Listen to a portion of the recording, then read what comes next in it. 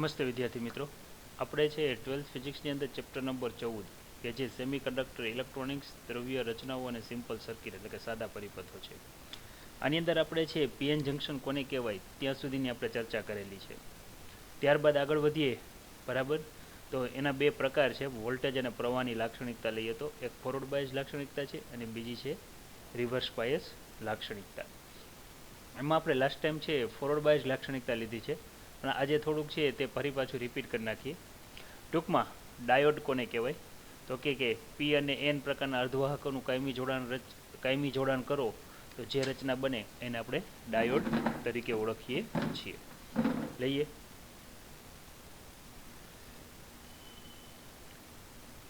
કે પી અને એન પ્રકારના અર્ધવાહકોનું અહીં આપણે બતાવીએ કે પી છે અને એન છે. આ અર્ધવાહકોનું કાયમી જોડાણ કરો તો આ રચનાને કહેવાય છે પીએન જંકશન ડાયોડ તરીકે તેને ઓળખવામાં આવે છે. આપણને ખબર છે પી વિભાગમાં મેજોરિટી એવા છે હોલ હોય છે, એટલે આપણે આ રીતે બતાવીએ છીએ, અને એન વિભાગમાં મેજોરિટી એવા ઇલેક્ટ્રોન હોય છે કે જેને છે તમે કંઈક આવી નાની એવી લીટી જેવી સાઇન વડે દર્શાવી શકો. અહીંયા બે છેડા છે, આટલાને ડાયોડ કહેવાય છે, બે ઇલેક્ટ્રોડ છે, બરાબર. તો કે જંકશનને બે ધાતુઓના જોડાણની અર્ધવાહક રચનાને ડાયોડ કહેવાય છે. અહીં બે ઇલેક્ટ્રોડવાળી રચના છે, તેથી તેને કહેવાય છે ડાયોડ. વચ્ચેનું જે જોડાણ છે, વચ્ચેના ભાગને જંકશન કહેવાય છે. આ જે ભાગ છે એને આપણે છે જંકશન તરીકે ઓળખશું. દરેક વખતે તો આપણે આવી સંજ્ઞા નહીં દોરી શકીએ, તો આને આપણે બતાવશું કઈ રીતે. અને બતાવવા માટેની છે આપણને એક સંજ્ઞા આપેલી છે, જેમ કે તમે જુઓ આ રીતે આપણે આને બતાવવાનું રહેશે. એમાં તમે જોઈ શકો છો કે જે આ જે ભાગ છે એ એન પ્રકારનો અર્ધભાગ છે, આ પી પ્રકારનો અર્ધભાગ છે. હંમેશા વિદ્યુત પ્રવાહનું વહન પ્લસ છેડાથી માઇનસ છેડા તરફ જતું હોય, એટલે આ જે એરોની સાઇન જે તમને જોવા મળે છે એ તમે જોઈ શકો છો, પોઝિટિવ ટુ નેગેટિવ, એટલે આ પ્રકારની યાદ રાખવાનું. આમ પી તરફના છેડાને એનોડ કહેવાય છે અને છે એન તરફના છેડાને છે કેથોડ સાઇન વડે ઓળખવામાં આવે છે. એટલે આ રીતે આપણે આની પીએન જંકશન ડાયોડની સંજ્ઞાને છે યાદ રાખીશું. હવે આગળ વધીએ કે પીએન જંકશન જોડાણની પદ્ધતિઓ કેટલી છે. લાસ્ટ ટાઈમ તમને સમજાવેલું છે, બરાબર, પણ થોડુંક રિવિઝન કરી નાખીએ કે પીએન જંકશન જોડાણની બે પ્રકારની પદ્ધતિઓ છે. એક તો ફોરવર્ડ બાયસ લાક્ષણિકતા આવશે અને બીજી જે લાક્ષણિકતા આવશે એને કહીશું આપણે રિવર્સ બાયસ લાક્ષણિકતા. હવે ફોરવર્ડ બાયસ લાક્ષણિકતા એટલે શું, બરાબર, તો આપણે ખાસ યાદ રાખીએ કે અહીંયા છે પી અને એન પ્રકારનો અર્ધવાહક છે. બાજુમાં આપણે બીજો દોરીએ,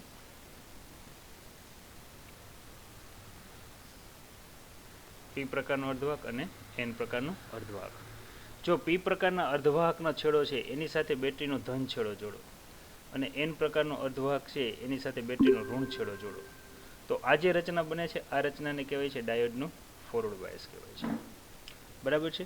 ખાસ યાદ રાખીએ, વ્યાખ્યા આ રીતે યાદ રાખવાનું કે પી ફોર પોઝિટિવ છેડાનું જોડાણ હોય તો આ રચનાને, અને એન ફોર નેગેટિવ જોડાણ હોય તો આ રચનાને કહેવાય છે ડાયોડનું ફોરવર્ડ બાયસ.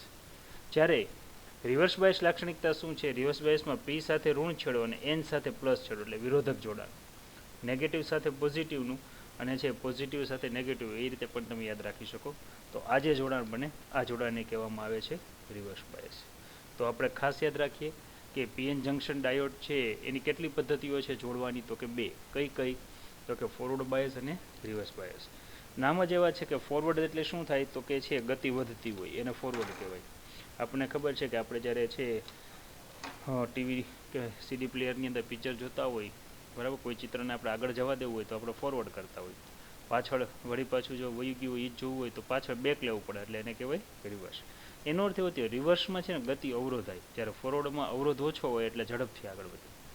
જોઈએ વિદ્યાર્થી મિત્રો કે ફોરવર્ડ બાયસ લાક્ષણિકતા શું છે, બરાબર, તેની સમજૂતી લઈએ આપણે.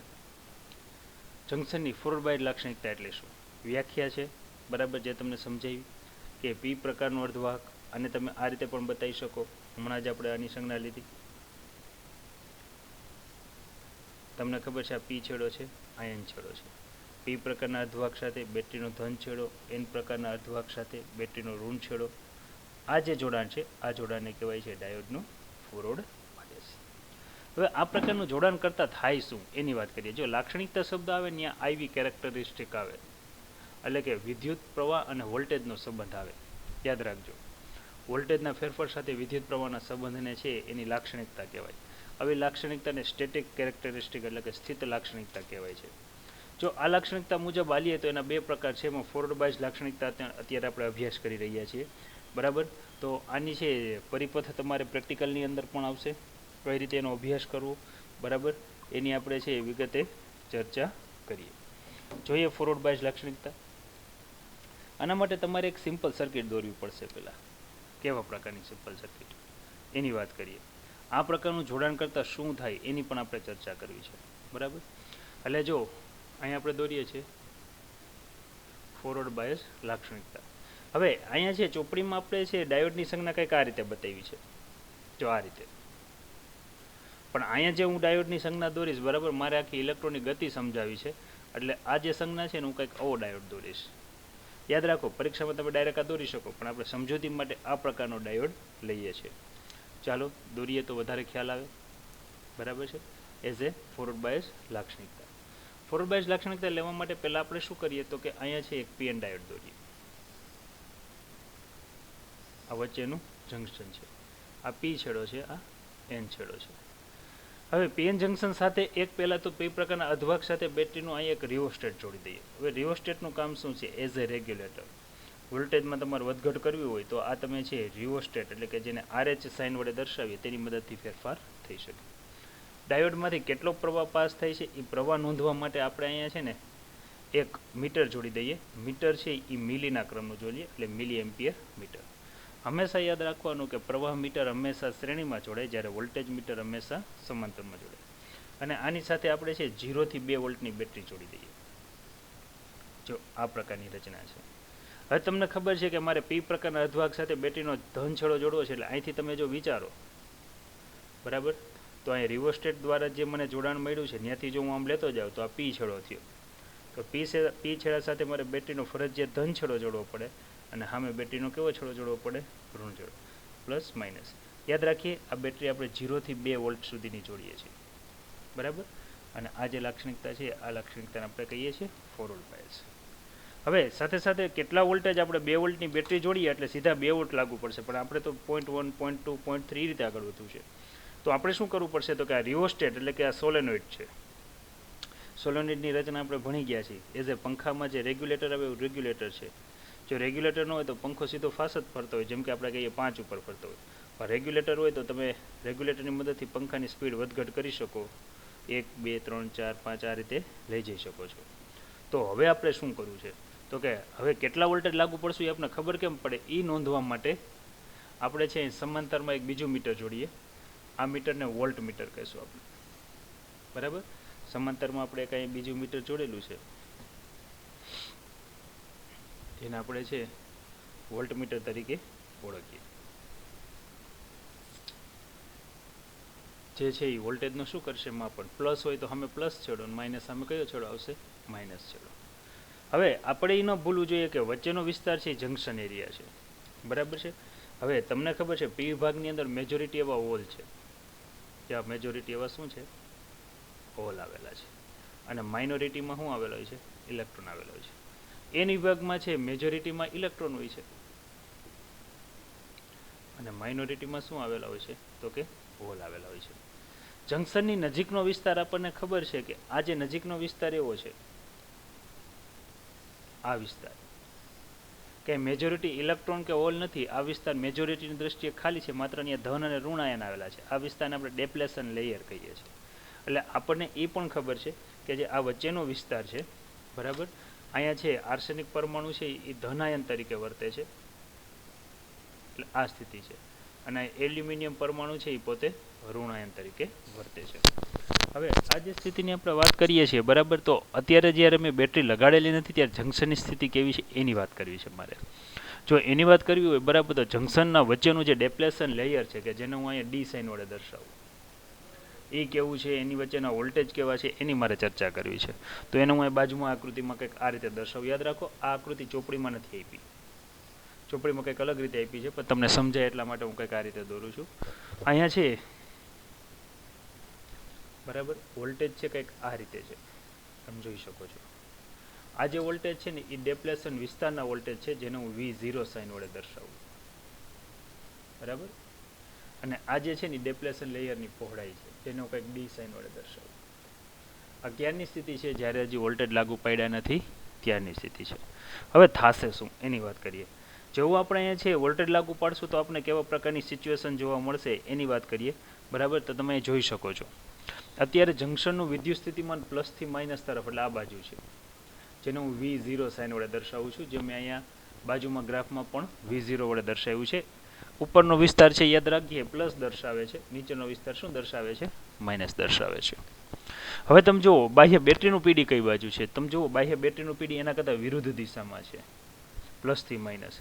એનો અર્થ એવો થયો કે ફોરવર્ડ બાયસનું જોડાણ કરીએ ત્યારે જંક્શનનું પીડી છે એનો વિરોધ કોણ કરશે? તો કે બાહ્ય બેટરીનું પીડી. પીડી મીન્સ વિદ્યુત સ્થિતિમાનનો તફાવત. એનો અર્થ એવો થયો જંક્શનના વોલ્ટેજ આ ઘટાડશે. તો હવે થાશે શું? હવે તમને ખબર છે ઇલેક્ટ્રોનને એનથી પી વિભાગ તરફ જવું છે, આ બાજુ ડિફ્યુઝન કરવું છે, પરંતુ જંક્શનનું પીડી એટલે કે વિદ્યુત સ્થિતિમાન એનો વિરોધ કરતું હતું. હવે થાશે એવું, જેવું બાહ્ય બેટરી જોડીએ એટલે બાહ્ય બેટરીનું પીડી જંક્શનના પીડીનો વિરુદ્ધ દિશામાં એટલે એનો વિરોધ કરે એટલે ઘટાડે. એનો અર્થ એવો થયો ઇલેક્ટ્રોનને પહેલાં કરતાં ઓછી ઉર્જાની જરૂર પડે છે, કારણ કે આપણને ખબર છે કે વિદ્યુત સ્થિતિમાન V બરાબર છે એકમ વીજભાર દીઠ ઉર્જા છે.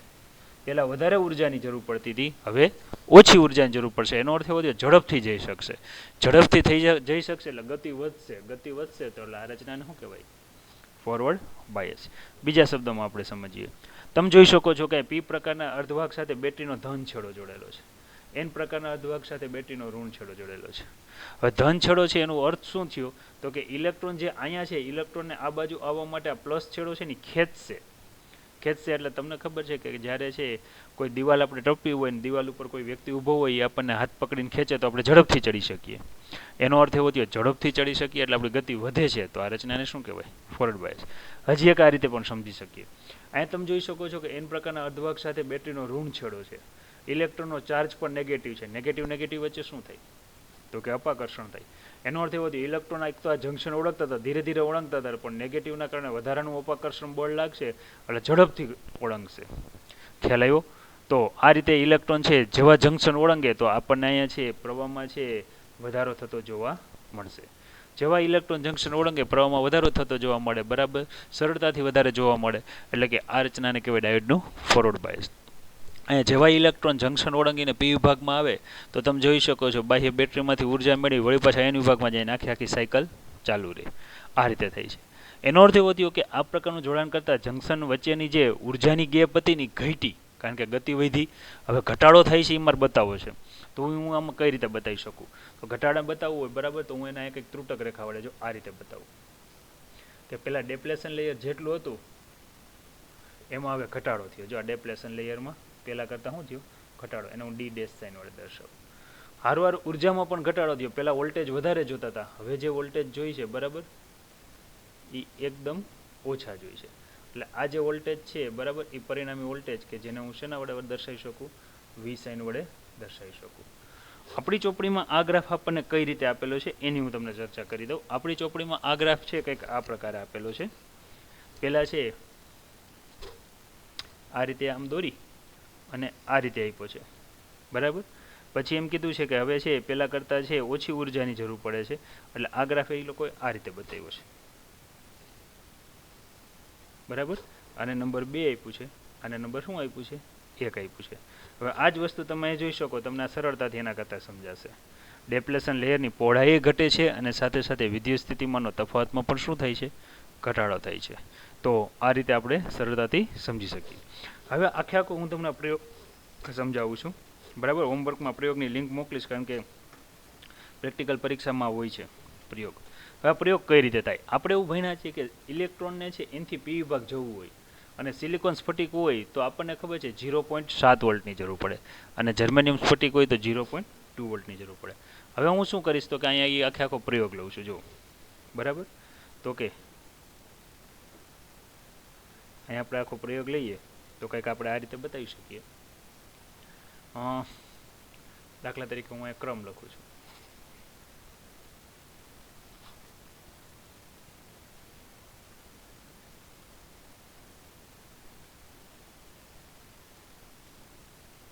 જો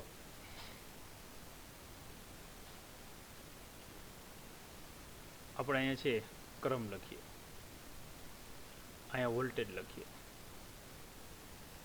યાદ રાખીએ વોલ્ટેજ ઇન વી વોલ્ટ, બરાબર. અને અહીંયા આપણે પ્રવાહ લઈએ, પ્રવાહ ઇઝ આઈ મિલી એમ્પિયર છે, બરાબર. આ રીતે છે આપણે અહીંયા છે પ્રયોગ કરીએ, પછી આપણે એનો ગ્રાફ લેશું. હવે આપણે અહીંયા છે 6 થી 7 રીડિંગ લેવા છે, એટલે હું કંઈક આ રીતે લખું છું,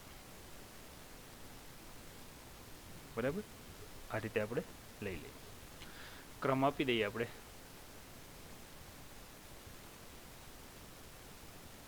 બરાબર, કંઈક આ રીતે આપીએ. યાદ રાખો આપણે વોલ્ટેજ કઈ રીતે વધારવા છે, તો કે વોલ્ટેજ આપણે 0.1 વોલ્ટ 0.2 વોલ્ટ એ આ રિઓસ્ટેટ છે એની મદદથી વધારશું. બેટરી તો 0.2 વોલ્ટની છે, પણ આપણે શું કરીએ કે 0.1 વોલ્ટ ઉપર સેટ કરવું છે. એ આપણી આગળ વોલ્ટ મીટર છે. વોલ્ટ મીટર છે 0 વોલ્ટથી આપણે આગળ 2 વોલ્ટનું છે, તો પહેલાં કાંટો આપણે છે 0.1 વોલ્ટ ઉપર આ રિઓસ્ટેટની મદદથી સેટ કરશું. જેવું સેટ કરશું એટલે થશે શું, તો કે ભાઈ ચાલો અહીંયા આપણે છે 0.1 વોલ્ટ ઉપર સેટ કરીએ, તો તમે અહીંયા છે પ્રવાહ જોશો, બરાબર. તો તમને અહીંયા પ્રવાહ છે ને 0 બતાવશે. શું કામ? કારણ કે ઇલેક્ટ્રોનના જંક્શન પાર કરવું છે તો 0.7 વોલ્ટની જરૂર છે, અને તમે આપો છો કેટલા? માત્ર 0.1 વોલ્ટેજ. એટલે 0. વોલ્ટેજમાં કંઈ પ્રવાહ મળશે નહીં. આ જ રીતે પછી તમે આગળ 2-4 રીડિંગ લ્યો છો, 0.2 લ્યો છો, 0.3 લ્યો છો, 0.4 લ્યો છો, 0. ફોર એક્ઝામ્પલ 5 લ્યો છો, ત્યાં સુધી તમને પ્રવાહ લગભગ કેટલો જોવા મળશે? 0 છે. જેવા અહીંયા 0.6 વોલ્ટ કરશો એટલે અહીંયા પ્રવાહ તમને થોડો ઘણો જોવા મળે છે. ધારી લો કે 10 મિલી એમ્પિયર સમથિંગ જોવા મળે છે. શું કામ? જો હવે કારણ કે અમુક એવા ઇલેક્ટ્રોન હોય છે કે 0.6 વોલ્ટ જેટલી ઉર્જા છે એ જંક્શન ઓળંગતા હોય છે. જેવા ઇલેક્ટ્રોન આ બાજુ ગતિ કરે, બરાબર, ત્યારે છે પ્રવાહ એના કરતાં વિરુદ્ધ હાલે, આપણને ખબર છે, બરાબર. તો પ્રવાહ છે જેવો અહીંથી મિલી એમ્પિયરમાં પસાર થાય એટલે 10 મિલી એમ્પિયર સમથિંગ બતાવશે. પણ આપણને ખબર છે કે સિલિકોન માટે છે આ જે વોલ્ટેજનું મૂલ્ય છે 0.7 વોલ્ટેજ છે જંક્શન. જેવું 7 કરશો તો પ્રવાહ વધીને તમને લગભગ અહીંયા 100 મિલી એમ્પિયર આજુબાજુ જોવા મળશે.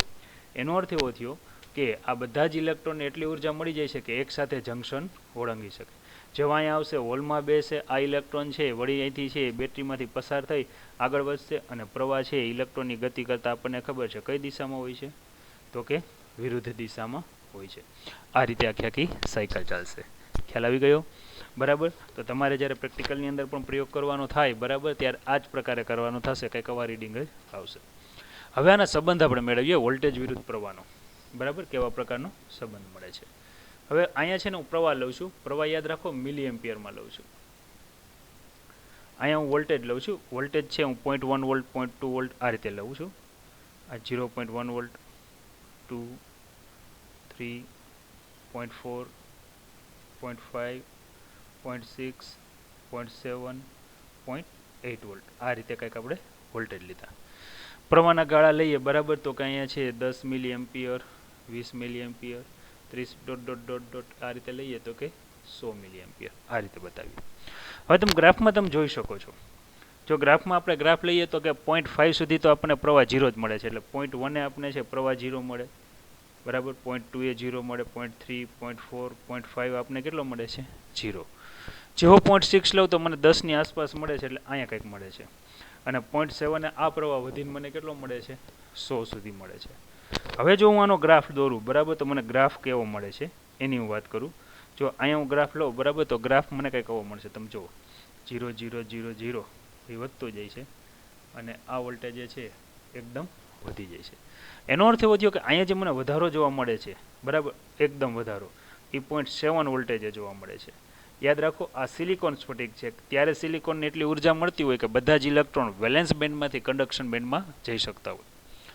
જે વોલ્ટેજે ઇલેક્ટ્રોનમાં આ રીતે વધારો થાય, આવા વોલ્ટેજને કટ ઇન વોલ્ટેજ કહેવાય. યાદ રાખજો, કટ ઇન, અથવા તો આવા વોલ્ટેજને થ્રેશોલ્ડ વોલ્ટેજ કહેવાય, બરાબર. કટ ઇન વોલ્ટેજ અથવા તો કયો શબ્દ વપરાય છે? Threshold voltage. હવે તમને એમ થાય કે સાહેબ આપણે અહીંયા છે આ સિલિકોન સ્ફટિક લીધો છે, સિલિકોનની જગ્યાએ જો આપણે જર્મેનિયમ સ્ફટિક લીધો હતો તો અગાઉ આપણે થિયરીમાં આવી ગયું છે કે સિલિકોન માટે બેન્ડ ગેપ પાર કરવા માટે 0.7 વોલ્ટની જરૂર પડે, જર્મેનિયમ માટે લગભગ 0.2 થી 0.3 વોલ્ટની જ જરૂર પડે છે. તો જો મેં આ જ ગ્રાફ જર્મેનિયમ માટે લીધો હોત તો મને કેવો મળત? તો તમે એમનું વિચારીને મને કહી શકો કે આ ગ્રાફમાં કંઈક આ રીતે ફેરફાર જોવા મળે. જો આ જ ગ્રાફ મેં જર્મેનિયમ માટે લીધો હોત ને તો પહેલાં 0 0 0 પછી અહીંથી લગભગ છે મને એકદમ વધારો જોવા મળે. આ જર્મેનિયમ માટે 0.2 વોલ્ટ અને આ સિલિકોન માટે 0.3 વોલ્ટ. બરાબર, તો કંઈક આ રીતે આપણને છે એ જોવા મળે છે. ક્લિયર થયું? તો કોઈ પૂછે કે સિલિકોન માટે થ્રેશોલ્ડ વોલ્ટેજનું મૂલ્ય કેટલું, તો કે 0.7 વોલ્ટ, 0.7 વોલ્ટ. જ્યારે જર્મેનિયમ માટે આ જ વોલ્ટેજનું મૂલ્ય કેટલું, તો કે 0.2 થી 3 વોલ્ટ. બરાબર, તો આ રીતે વિદ્યાર્થી મિત્રો આપણે સરળતાથી છે ફોરવર્ડ બાયસ લાક્ષણિકતા છે એ સમજી શકીએ. હવે અગત્યનો બીજો ભાગ એક એ છે કે જ્યારે આપણે છે ધાતુ પદાર્થ ભણ્યા વોલ્ટેજ વિરુદ્ધ પ્રવાહનો સંબંધ, તો ધાતુ પદાર્થમાં જેમ વોલ્ટેજ વધારીએ એમ પ્રવાહ વધતો, એટલે આલેખ સુરેખ મળતો, ઓહમનો નિયમ. એટલે ધાતુ પદાર્થ છે એ ઓહમના નિયમનું પાલન કરે છે. કોઈ પણ બિંદુએ છે તમે વોલ્ટેજ અને પ્રવાહનો સંબંધ લ્યો, ડેલ્ટા આઈ છેદમાં ડેલ્ટા વી, તો એ ગુણોત્તર અચળ મળતો. આ અચળ ગુણોત્તરને આપણે છે ડેલ્ટા વી બાય ડેલ્ટા આઈ ઓહમનો નિયમ કહેતા. ગ્રાફ આપણને સુરેખ મળતો. પણ અર્ધવાહક રચના છે ને ઓહમના નિયમનું પાલન કરતી નથી. તમે જોઈ શકો છો શરૂઆતમાં વોલ્ટેજ વધારો, પ્રવાહ વધતો જ નથી, પછી અમુક વોલ્ટેજ પ્રવાહમાં શું થઈ જાય છે, અચાનક વધારો. તેથી અહીંયા દરેક બિંદુએ અવરોધનું મૂલ્ય જુદું જુદું છે. તેથી આવા અવરોધને ડાયનેમિક અવરોધ કહેવાય. યાદ રાખો.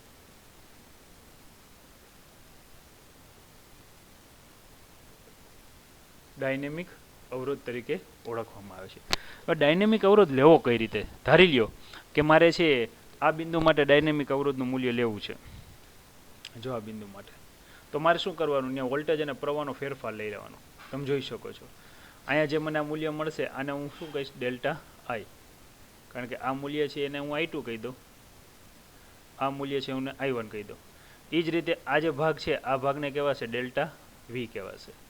આ બેનો ફેરફાર લઈ લઉં, નીચે તમે જોઈ શકો છો ડેલ્ટા વી. હવે આ બેનું ગુણોત્તર લઉં, બરાબર, તો મને ડાયનેમિક રેઝિસ્ટન્સ આ રીતે મળે. Dynamic resistance in forward bias is equal to delta V by delta I. હવે મને એમનું ખબર છે કે મેં ડેલ્ટા વી છે કયા ક્રમનો લીધો છે, તો કે 0.1 વોલ્ટના ક્રમનો લીધો છે, એટલે મારે 0.1 કરાય. અને પ્રવાહ મને કયા ક્રમનો મળે છે, મિલી એટલે 10⁻³ ઘાતનો. જો હું અહીં સાદરૂપ આપું 10⁻³ ઘાત ઉપર જાય તો કેટલી થઈ જાય, પ્લસ. એટલે એનો અર્થ એવો થયો કે ફોરવર્ડ બાયસમાં છે ડાયોડનો અવરોધ લગભગ લ્યો તો 10⁻², એટલે મીન્સ કે કેટલા ઓહમના ક્રમનો હોય છે, 100 ઓહમના ક્રમનો હોય છે. તો વિદ્યાર્થી મિત્રો, જો તમને ફોરવર્ડ બાયસ લાક્ષણિકતા યાદ રહી હોય તો રિવર્સ બાયસ લાક્ષણિકતા આના જેવી જ છે. આપણે આ જ રીતે કરશું. ચોપડીમાં છે અહીંયા મેં જે વચ્ચે આકૃતિ દોરી છે એની જગ્યાએ ચોપડીમાં તમને કંઈક આકૃતિ આ રીતે દોરી અને સમજાવી હશે. જો આ રીતે, બરાબર, આવી રીતે કરી અને આખી આકૃતિ મૂકી દીધી છે. બરાબર, પ્લસ માઇનસ આ વી વોલ્ટ, આ પી છેડો, આ એન છેડો, એની જગ્યાએ આપણે છે અત્યારે સમજવું છે એટલા માટે આપણે આ રીતે દોરી છે. પરીક્ષામાં તમે છે કોઈ પણ પ્રકારની આકૃતિ દોરી શકો. તો ફરીવાર આખો પ્રશ્ન હું રિપીટ કરું છું. ડાયોડનું ફોરવર્ડ બાયસ કોને કહેવાય? પી પ્રકારના અર્ધવાહક સાથે બેટરીનો ધન છેડો, એન પ્રકારના અર્ધવાહક સાથે બેટરીનો ઋણ છેડો જોડવાથી બનતી રચનાને કહેવાય ડાયોડનું ફોરવર્ડ બાયસ.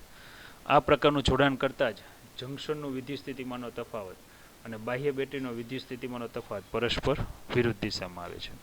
એટલે કે જંક્શનનું વિદ્યુત સ્થિતિમાનનો તફાવત ઘટે છે. એટલે કે હવે ઇલેક્ટ્રોનને જંક્શન પાર કરવું હોય તો પહેલાં કરતાં ઓછી ઉર્જાની જરૂર પડે છે. કહેવાનો અર્થ એ છે કે ઉર્જાના સંદર્ભમાં ડિપ્લેશન લેયરની પહોળાઈ અને વિદ્યુત સ્થિતિમાન એટલે કે વોલ્ટેજમાં ઘટાડો થાય છે. અહીં ઇલેક્ટ્રોન છે એ એન વિભાગમાંથી પી વિભાગમાં સરળતાથી જઈ શકે એટલે ગતિ વધે છે. એટલે આ રચનાને કહેવાય ડાયોડનું ફોરવર્ડ બાયસ. શરૂઆતમાં વોલ્ટેજ વધારતા પ્રવાહમાં કંઈ વધારો થતો નથી. પરંતુ સિલિકોન સ્ફટિક હોય ને જેવા 0.7 વોલ્ટેજ આપશો ત્યારે ઇલેક્ટ્રોન બધા જ જંક્શન એકસાથે ઓળંગી શકે એટલી ઉર્જા મળે છે. ઇલેક્ટ્રોન ઓળંગ્યા એટલે પ્રવાહમાં થાય છે અચાનક વધારો. આ પ્રવાહ આપણને મળે છે મિલી એમ્પિયરના ક્રમનો.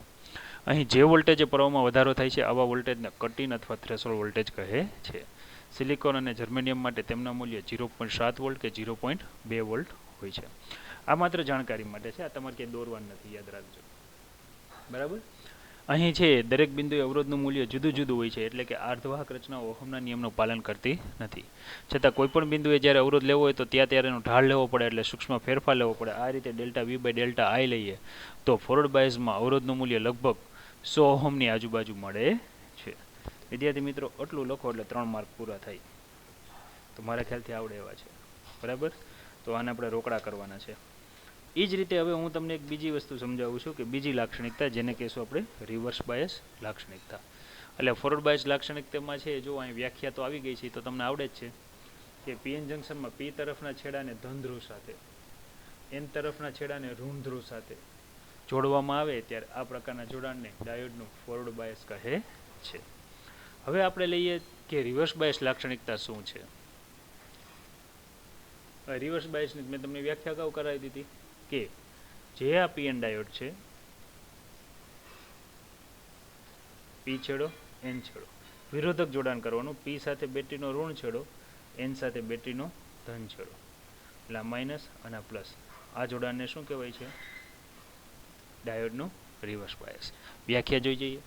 પી તરફના છેડાને બાહ્ય બેટરીના ઋણ છેડા સાથે તમે જોઈ શકો છો અહીંયા, એન તરફના છેડાને બાહ્ય બેટરીના ધન છેડા સાથે જોડવામાં આવે તો આ રચનાને રિવર્સ બાયસ. યાદ રાખો નામ જ એવું છે રિવર્સ. રિવર્સ એટલે કે અહીંયા ગતિ અવરોધાતી હોવી જોઈએ. ચાલો જોઈએ કઈ રીતે છે આ ગતિ અવરોધાય છે. યાદ રાખીએ આપણે લઈએ છીએ રિવર્સ બાયસ. હવે રિવર્સ બાયસ લાક્ષણિકતા લઈએ તો એમાં શું થાય એની વાત કરીએ છીએ. તો એના માટે આપણે જેમ મેં તમને સમજાવ્યું પ્રમાણે પહેલાં જે આપણે આકૃતિ દોરી એ જ પ્રકારે હું અહીંયા આકૃતિ દોરું છું. પી એન છેડો છે. આપણે છે સિમ્પલ જે દોરીએ છીએ એ પ્રકારે જ આગળ વધશું.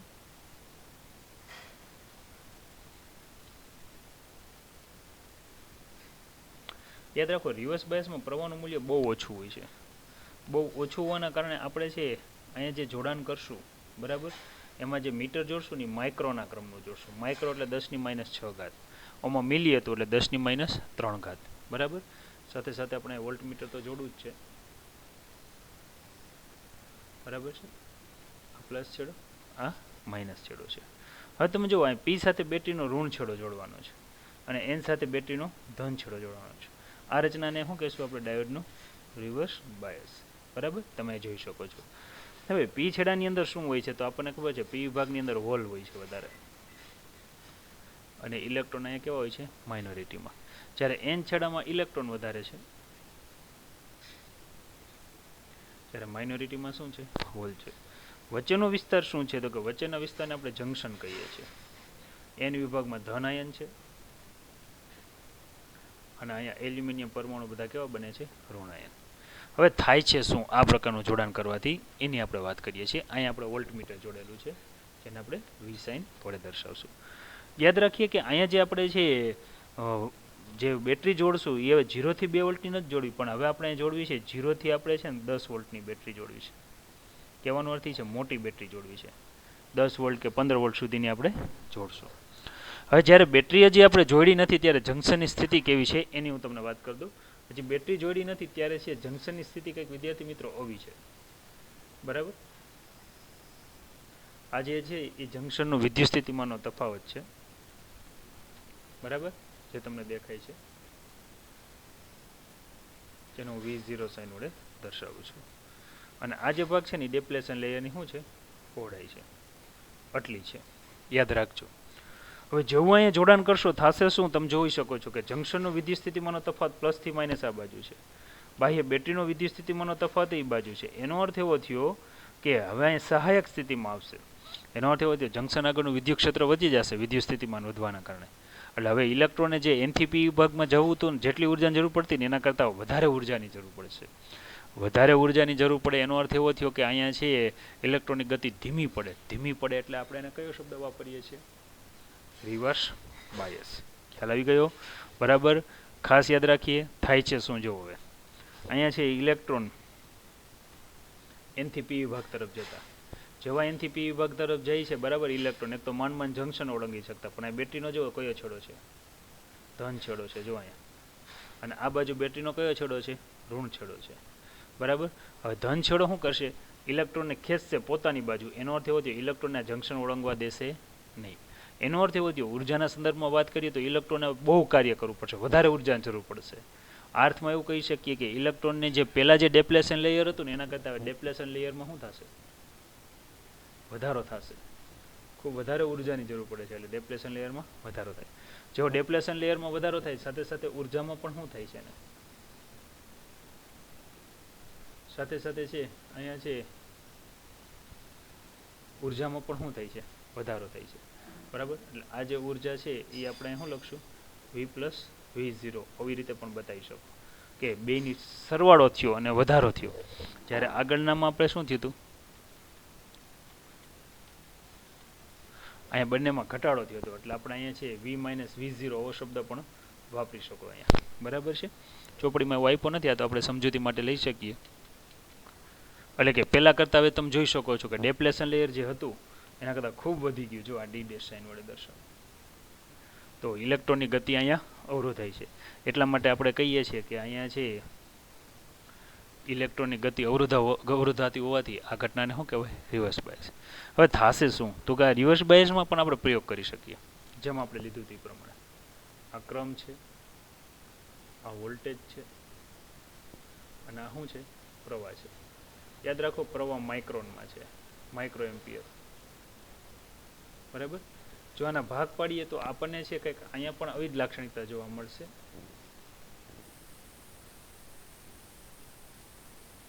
બરાબર. 3-4 આપણે ક્રમ લઈએ.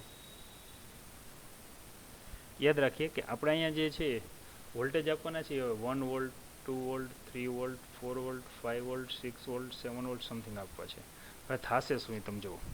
તમે બહારથી અત્યારે અહીંયા છે 1, 2, 3 કે 4 વોલ્ટેજ આપશો ત્યાં સુધી હજી વચ્ચેનું વિદ્યુત ક્ષેત્ર આપણું પ્રબળ નથી થયું હોય.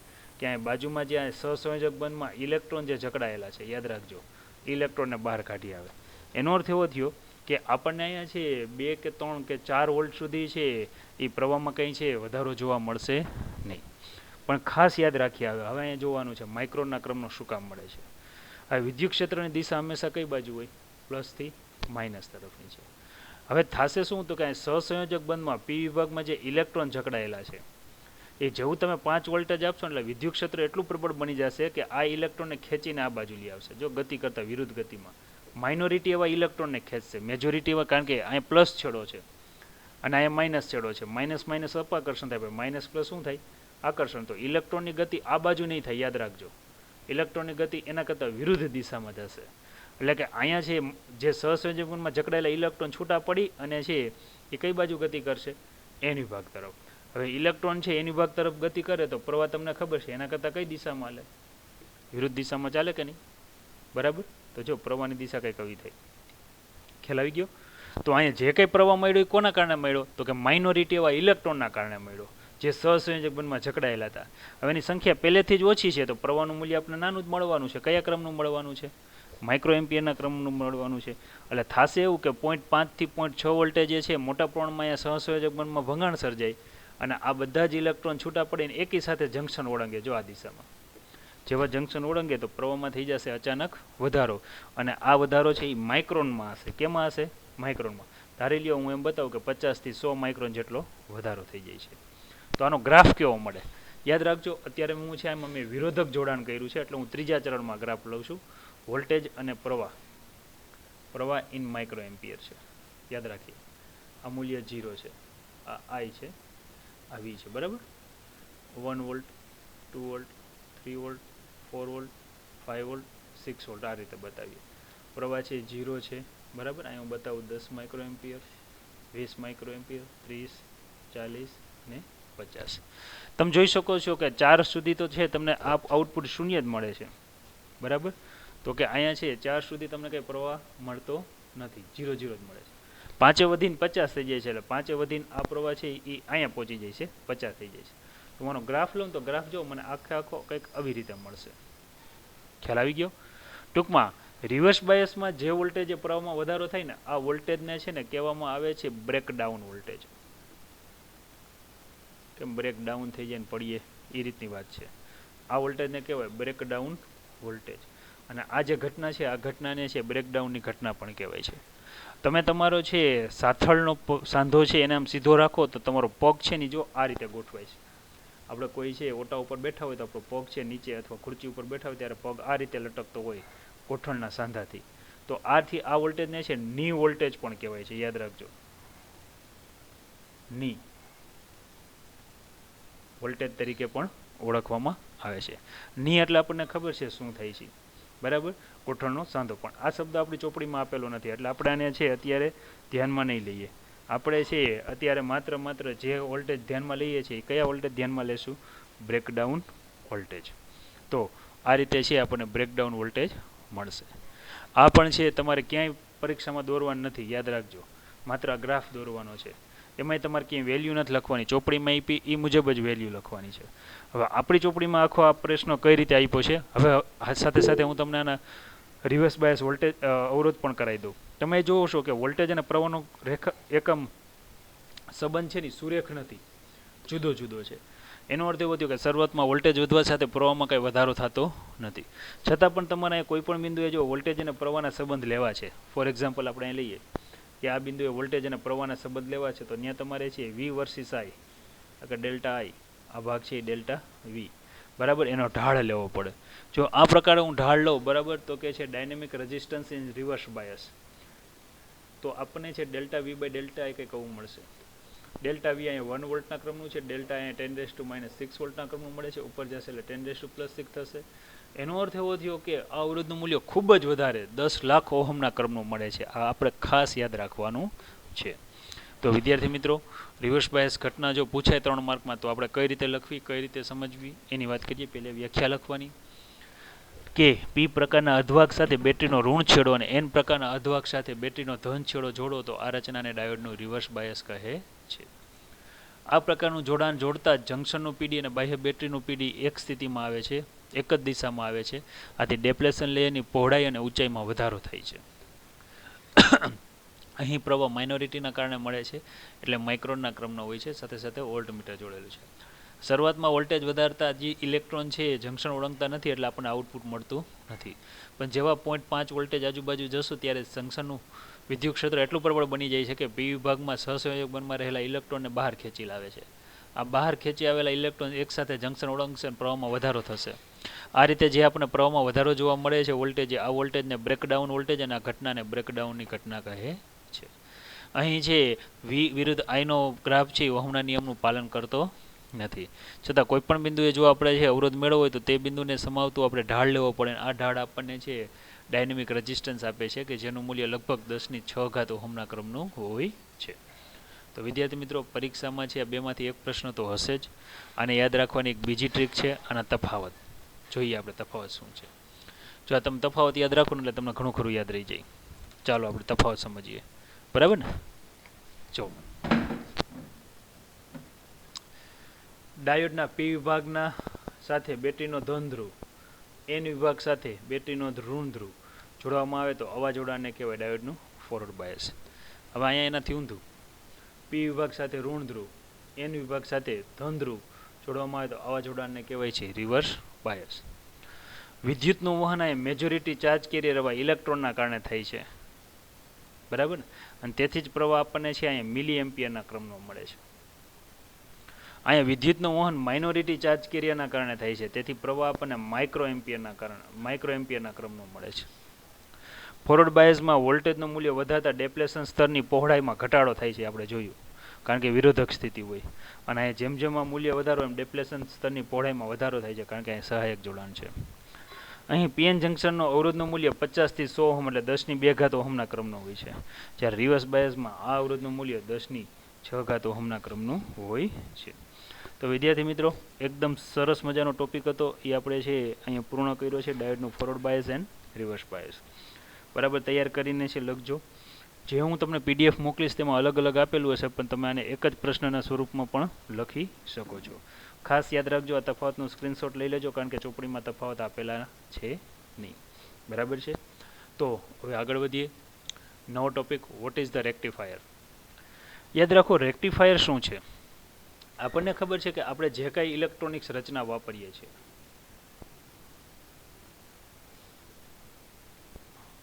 What is the difference between electrical and electronics.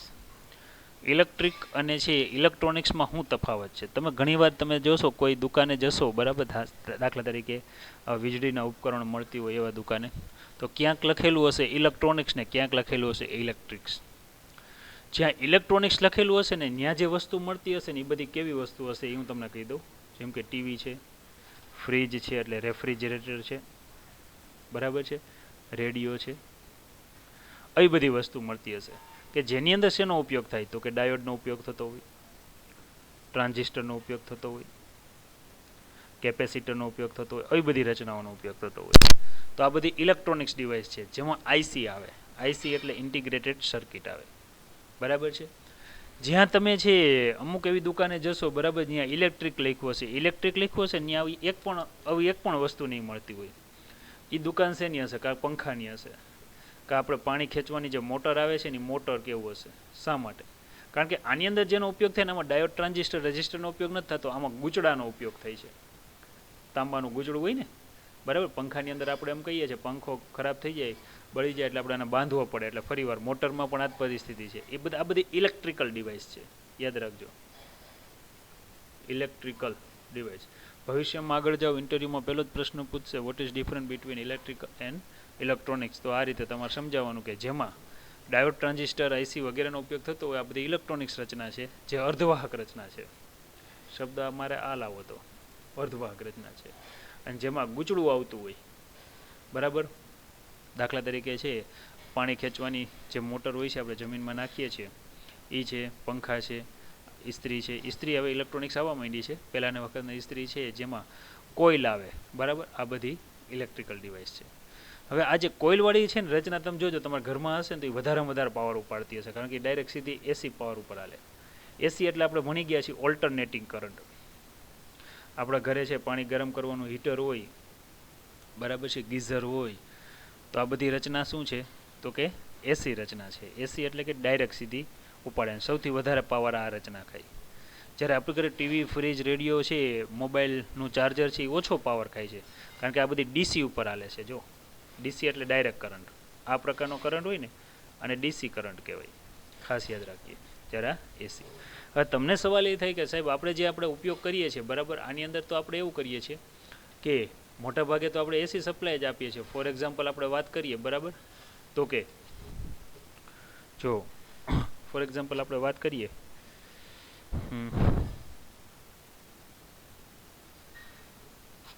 બરાબર, તો દાખલા તરીકે આપણે એવો વાત કરીએ કે મોબાઈલ ચાર્જર છે, બરાબર, મોબાઈલનું ચાર્જર છે, આ મોબાઈલ ચાર્જર છે, બરાબર. એમાં આપણે ઇનપુટ જે આપીએ એ તો આપણે એસી આપીએ છીએ. ઇનપુટ કેટલા આપીએ છીએ? 230 વોલ્ટ આપીએ છીએ. જે આપણે આઉટપુટ મળે છે ને એ આપણને ખબર છે કે મોબાઈલ ચાર્જર છે 15 વોલ્ટનું હોય અથવા 18 વોલ્ટનું હોય, અથવા નાનો મોબાઈલ હોય તો ધારી લ્યો કે લગભગ 9 વોલ્ટનું છે, 9 વોલ્ટનું છે. આ તો બધા ડીસી છે. તો આ ચાર્જર શું કામ કરતું હશે? ચાર્જરના બે કામ છે. એક તો એસી સિગ્નલ છે ને એને ડીસીમાં કન્વર્ટ કરે છે, અને બીજું વધારામાં શું કરે છે તો કે વોલ્ટેજ ઘટાડે છે.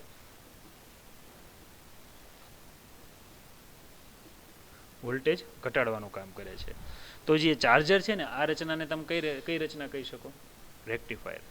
ટૂંકમાં એસી વોલ્ટેજ કે પ્રવાહનું ડીસી વોલ્ટેજ કે પ્રવાહમાં રૂપાંતરણ કરતી રચના છે ને આ રચનાને કહેવાય છે રેક્ટિફાયર. અને જે આ એસીનું ડીસીમાં કન્વર્ટ કરે છે, આ જે આખો એનો સિદ્ધાંત છે, આ સિદ્ધાંતને કહેવાય છે રેક્ટિફિકેશન કહેવાય છે, આખા સિદ્ધાંતને. બરાબર છે. તો આપણે ખાસ યાદ રાખશું. વધારામાં એ વોલ્ટેજ ઘટાડવાનું કામ આવે છે. તો આપણે 7મું ચેપ્ટર ભણી ગયા છીએ કે જેની અંદર આપણે છે ટ્રાન્સફોર્મર ભણ્યા હતા, યાદ છે તમને? સ્ટેપ ડાઉન, કે સ્ટેપ ડાઉનનું કામ શું છે તો કે વોલ્ટેજ ઘટાડવાનું. તેથી પણ મેં તમને આ રચના સમજાવી હતી, બરાબર. તો ફરીવાર એસી વોલ્ટેજ કે પ્રવાહનું ડીસી વોલ્ટેજ કે પ્રવાહમાં રૂપાંતર કરતી રચનાને રેક્ટિફાયર કહેવાય છે, અને એના સિદ્ધાંતને કહેવાય રેક્ટિફિકેશન.